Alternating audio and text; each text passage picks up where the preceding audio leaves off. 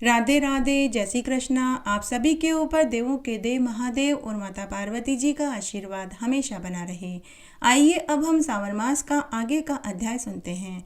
सूत जी बोले कि विष्णु जी के बनाए हुए परम नामों से विभूषित इस दिव्य स्रोत को सुनकर महादेव जी बहुत प्रसन्न हुए। फिर तो उन्होंने विष्णु जी की परीक्षा के लिए उन सहस्त्र कमलों में से एक कमल को कम कर दिया, जिससे उन 1000 कमलों में से एक कमल कम हो गया। भगवान विष्णु शिव जी की पूजा के लिए व्याकुल हो गए। सोचने लगे कि एक कमल कहाँ गायब हो गया।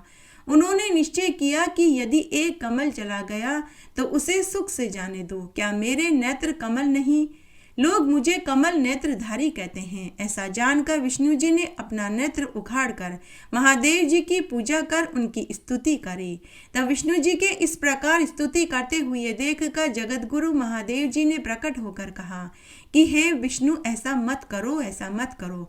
फिर तो अपने ही बनाए हुए पार्थिव लिंग समूह से प्रकट हुए शंभु को नमस्कार करते हुए विष्णु जी अनेक प्रकार से उनकी स्तुति करने लगे। तब उन्हें इस प्रकार अपने सम्मुख हाथ जोड़कर देखकर प्रसन्न हुए महादेव जी विष्णु जी से हंसते हुए बोले कि हे विष्णु, मैं तुम्हारी मन की बात जान गया। तुम देवताओं का कार्य करना चाहते हो। दैत्यों के नाश के लिए तुम्हें सुदर्शन चक्र चाहिए। मैं वह सुंदर चक्र तुम्हें देता हूँ।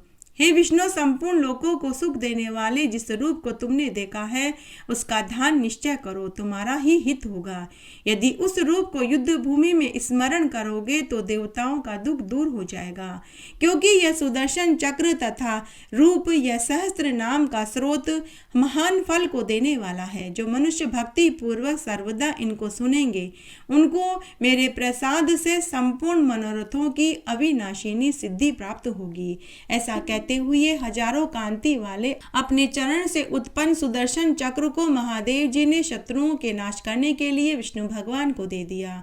विष्णु जी ने उत्तर की ओर मुख करके पूर्ण संस्कारित चक्र को ग्रहण किया। फिर महादेव जी को प्रणाम करते हुए विष्णु भगवान बोले कि हे देव, हे प्रभु, मेरे ध्यान करने योग्य क्या है और पढ़ने योग्य क्या है? दुखों के नाश के लिए मुझे क्या करना चाहिए? तब संतुष्ट शिव जी ने देवताओं के सहायक विष्णु भगवान से कहा कि हे विष्णु, सब अनर्थों की शांति के लिए मेरे रूप का ध्यान करो। यह जो तुमने सहस्त्र नाम कहा यही अनेक दुखों का नाशक है।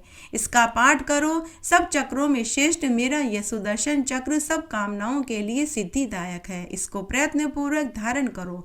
जो मनुष्य इस शिव सहस्त्र नाम स्रोत का सर्वदा पाठ करेंगे तथा पढ़ेंगे सुनेंगे, निसंदेह उनको स्वप्न में भी दुख नहीं होगा। यदि राज संकट हो तो सविधि अंग न्यास सहित इस सहस्त्र नाम की 100 आवृत्ति पाठ करने से कल्याण की प्राप्ति होती है। यह स्रोत रोग नाशक, विद्या धन को देने वाला, सब मनोरथों तथा नित्य शिव भक्ति को देने वाला है। जो मनुष्य प्रातः काल उठकर मेरी पूजा करके नित्य मेरे सामने शिव सहस्त्र नाम का पाठ करेंगे उनसे कोई भी सिद्धि दूर नहीं रहेगी। यह लोक में सर्व सिद्धिदायक, भुक्ति मुक्ति प्रदायक है।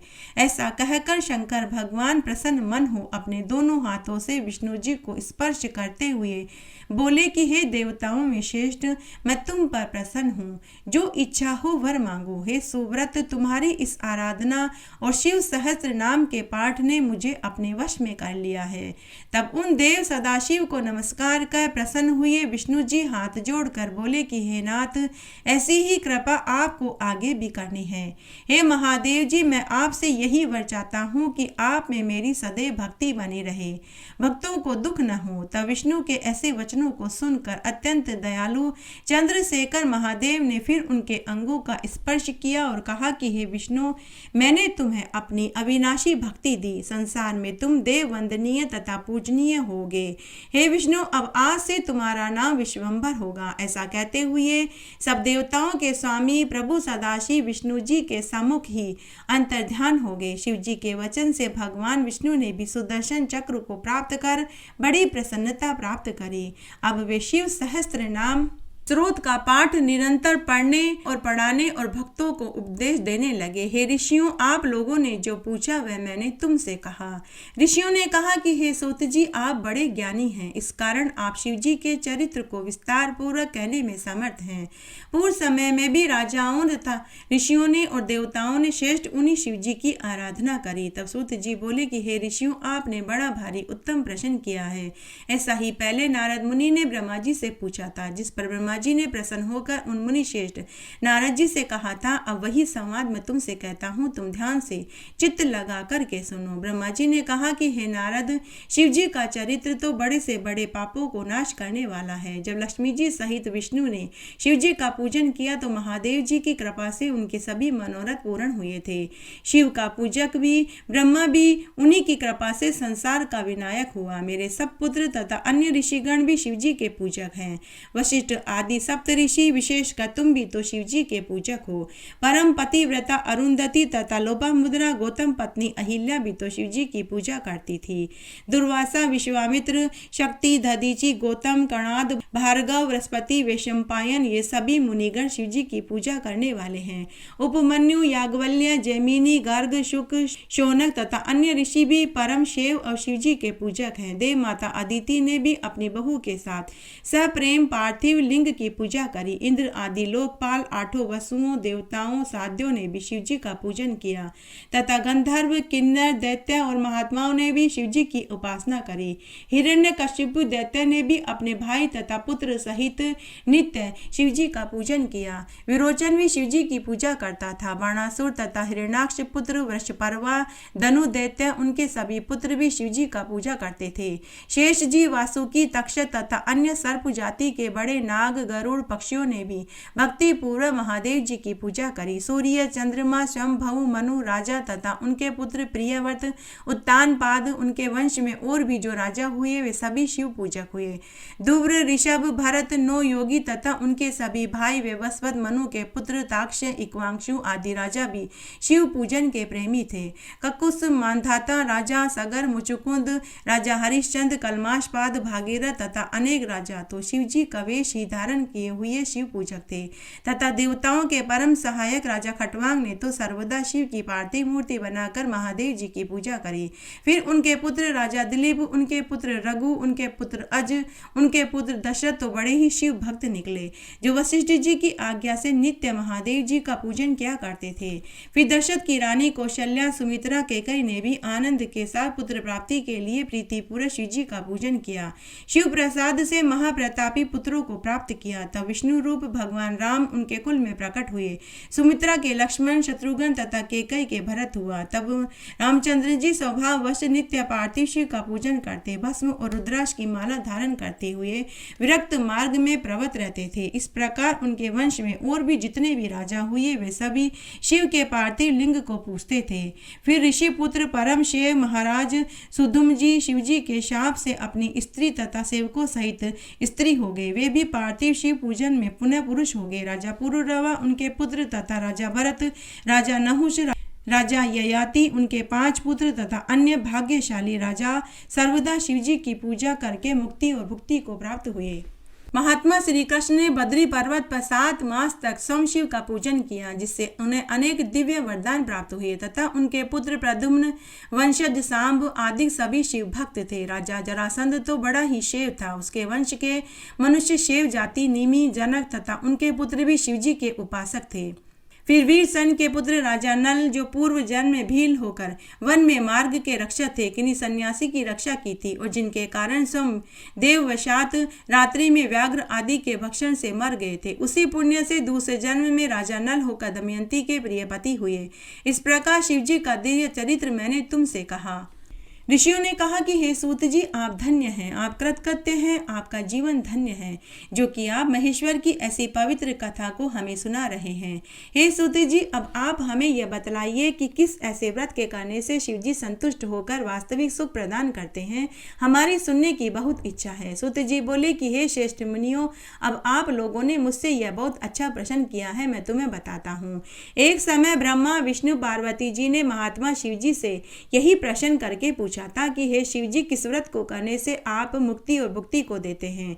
श्रोताओं के इस प्रकार के वचनों को सुनकर महादेव जी बोले कि भुक्ति और मुक्ति के देने वाला मेरे अनेक व्रत हैं, परंतु उसमें से मुझे 10 प्रिय हैं। प्रत्येक अष्टमी को रात्रि में भोजन करना चाहिए। कालाष्टमी के दिन रात्रि को भोजन छोड़ देना चाहिए। शुक्ल पक्ष की एकादशी के दिन भी भोजन नहीं करना चाहिए। कृष्ण पक्ष की एकादशी के दिन मेरा पूजन करके रात्रि जागरण करना चाहिए। शुक्ल पक्ष की त्रयोदशी के दिन रात्रि में भोजन कर लें और शिव व्रतधारियों को कृष्ण पक्ष की त्रयोदशी को भोजन नहीं करना चाहिए। दोनों पक्षों में सोमवार के दिन शिव व्रतधारियों को रात्रि में भोजन करना चाहिए। हे द्विजों, इन उपरोक्त व्रतों को जातियों को नियम पूर्वक करना चाहिए। जो मनुष्य इस व्रत का त्याग करते हैं वे अगले जन्म में चोर होते हैं। शिव का पूजन, रुद्र जप, शिवालय में उपवास, काशी में मरने से सनातनी मुक्ति प्राप्त होती है। पूर्वोक्त चारों बातों से भी शिवरात्रि का व्रत बलवान माना गया है। मुक्ति भुक्ति की इच्छा करने वाले को यह व्रत अवश्य करना चाहिए। यह व्रत समस्त मनुष्यों के उत्तम धर्म का साधन है। हे विप्रो, कामना रहित और कामना युक्त चारों आश्रमों के सब मनुष्य तथा स्त्री बालकों के धर्म का व्रत कहा गया है। यह व्रत संपूर्ण देवताओं और देहधारी मनुष्यों का हित करने वाला है। माघ के कृष्ण पक्ष में त्रयोदशी रात्रि में व्याप्त होने वाले किसी तिथि में मिश्रित हो तो उसे ग्रहण करना चाहिए। ऐसा करने से कोटि हत्या का पाप नाश होता है। ये केशव, उस दिन प्रातः काल से जो कुछ भी होता है उसे ध्यान पूर्वक सुनो।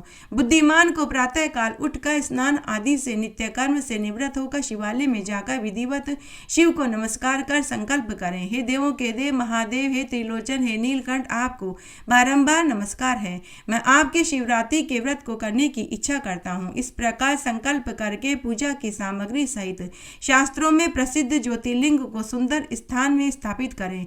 पूजा के निमित्त उस सामग्री को शिव के समक्ष स्थिर कर फिर व्रती मनुष्य विधि पूर्वक स्नान कर शुभ वस्त्र को धारण कर 3 बार आचमन कर पूजा को आरंभ करें। ओम नमः शिवाय नामक मंत्र का जाप कर गीत बाजे नृत्य के सहित भक्तिभाव से युक्त हो पंडित पहले प्रहर में पूजन करें। जिस मंत्र का जो द्रव्य हो उसी मंत्र से पूजा करें। बिना मंत्र के शिवजी की पूजा न करें। ओम नमः शिवाय जाप करते हुए श्रेष्ठ पार्थिव लिंग का निर्माण करें। नित्य क्रिया के पश्चात ही पूजा करें। अनेक स्रोतों से शिवजी को संतुष्ट करें। व्रत के महात्म्य को पढ़ें और जब समाप्ति की इच्छा हो तब उसे सुनें। चारों प्रहर में शिवजी की मूर्ति की पूजा करें। महो उत्सव करें। रात्रि जागरण में समय बिताएं। प्रातः काल फिर स्नान कर शिव की स्थापना करके पूजन करें। फिर प्रार्थना कर हाथ जोड़ सिर झुकाकर कंधे झुका बार बार प्रणाम करें। व्रत को समाप्त करें। यह कहें कि हे स्वामीन, हे महादेव जी, आपकी आज्ञा से किया हुआ यह सुंदर व्रत समाप्त हुआ। अब मैं इसका विसर्जन करता हूँ। हे देवेश, हे सर्वांग, यह मैंने यथाशक्ति जो किया है, अब आप इससे संतुष्ट हो जाइए और मुझ पर कृपा कीजिए। ऐसा कहता हुआ शंकर जी पर पुष्पों की अंजलि चढ़ावें। फिर यथाशक्ति विधि पूर्वक दान देवें। त्रिलोचन को नमस्कार कर उस नियम को विसर्जित करें। विशेष ब्राह्मणों को और विशेषकर सन्यासियों को भोजन कराकर उन्हें संतुष्ट करें। सम भोजन करें। हे विष्णु, अब मैं तुम्हें शिवरात्रि के चारों प्रहरों में शिवजी के पूजन का विधान बताता हूँ। पहले प्रहर में किए हुए पार्थिव लिंग का सविधि और विधि उपचार से भक्ति पूर्वक पूजन करें। पहले 5 द्रव्य चढ़ाकर शिवजी को पूजें। जिस वस्तु का मंत्र हो उसी मंत्र से द्रव्य का समर्पण करें। फिर उस पर जल की धार छोड़ें। उसके पश्चात विद्वान व्रती जल की धारा से ही द्रव्य को उतारे। फिर पंचाक्षरी मंत्र ओम नमः शिवाय की 108 बार जल की धारा शिवजी पर देवे और इस प्रकार सगुण निर्गुण शिवजी का पूजन करें। मंत्र में या तो गुरु का दिया हुआ मंत्र हो या फिर नाम मंत्र हो। इनमें से जिस मंत्र से चाहे शिवजी की पूजा करें। पूजन में सुंदर चंदन, अखंडित चावल, काला तिल लेवें। पुष्पों में कमल, सौंफ, कनेर के पुष्प तथा मंत्र से शिवा अर्चन करें। भव, शर्क, रुद्र, पशुपति, उग्र, महान, भीम, ईशान, इन 8 नामों को कहता हुआ उन पर पुष्प चढ़ावें। पकवान सहित नैवेद्य चढ़ावें। श्रीफल, बेर, नारियल, तांबूल भी अर्पित करें। उसके बाद नमस्कार, ध्यान, गुरु मंत्र और मेरे मंत्र पंचाक्षरी का जाप करें और इससे शंकर भगवान प्रसन्न होंगे। फिर धनु मुद्रा दिखावें। फिर निर्मल जन से तृप्त करें। फिर यथाशक्ति 5 ब्राह्मणों को भोजन कराने का संकल्प लेवें। जब तक का समय हो महोत्सव करें। प्रसाद बांटें। फिर विसर्जन करें। इसी प्रकार दूसरे प्रहर में संकल्प कर पहले की बाती ही द्रव्यों सहित शिवजी की पूजा करें। पहले से ही इस मंत्र का उच्चारण करें। फिर समय के अंतर्गत ही विसर्जन, ब्राह्मण भोजन संकल्प करें। तीसरे प्रहर में भी अन्य सभी कर्म पहले के समान है, किंतु यव के स्थान में गेहूं, आग के पुष्प अर्पण अर्पण करें। धूप दीप नैवेद्य अनेक प्रकार के शाकों से शंकर भगवान का पूजन करें। कपूर से आरती करें। अनार का अर्घ्य दें। पहले से दुगना जाप करें, फिर दक्षिणा सहित ब्राह्मण को भोजन करा के संकल्प कर समाप्ति कर उत्सव करें। इस प्रकार तीसरे प्रहर की पूजा करें। उसके पश्चात चौथा प्रहर प्रारंभ होता है। इसी प्रकार उसके निदान सहित शिव जी की पूजा करें। इस प्रहर में शिव जी पर उड़द, मूंगनी, मूंग, सप्तधान्य, शंख पुष्पी, बेलपत्र, मिष्ठान नैवेद्य को चढ़ावें। उड़द के बने पकवान से महादेव जी को प्रसन्न करें। ऋतु के फलों या केले के फलों से अर्घ्य दें। विद्वान व्रती दुगना जाप करें, फिर यथाशक्ति ब्राह्मण भोजन का संकल्प लें। भक्ति पूर्वक गान वाद्य का उत्सव करें। भक्तजनों से उत्सव की शोभा बढ़ावें। रात भर अरुण उदय तक इसी प्रकार समय बितावें। प्रातःकाल सूर्य उदय होने पर स्नान करके फिर शिवा अर्चन करें। अनेक प्रकार के पूजा के भेदों से अभिषेक करें, दान करें। सन्यासियों के भोजन का संकल्प करें। शिवजी को नमस्कार कर शिवजी पर फूलों की बरसात करें। मंत्रों से स्तुति करें और फिर यह कहें कि हे कृपानिधि शिवजी, मैं आपका हूँ, सर्वदा आपकी शरण में हूँ। जो उचित हो कीजिए, मैंने यथा योग्य जो कुछ भी किया है। इस व्रत से अपनी दयालुता का परिचय दीजिए। हे शंकर जी, मेरे इस व्रत से आप प्रसन्न हो जाइए। हे भूतनाथ, हे सुखदायक शंकर जी, आप प्रसन्न होइए। हे महादेव जी, मैं आपसे यह मांगता हूँ कि अब जब कभी मुझे जन्म लेना पड़े तो मैं आपके किसी भक्त के ही यहाँ जन्म लूँ, अभक्त के यहाँ नहीं। मेरे कुल में सदैव आपका कीर्तन होता रहे। ऐसा कहते हुए पुष्पों की अंजलि शिव जी पर समर्पित करें। फिर ब्राह्मणों से आशीर्वाद ले तिलों को ग्रहण करें। उसके बाद विसर्जन करें। जो इस प्रकार शिव जी का व्रत करता है उससे शिव जी कभी विलग नहीं होते।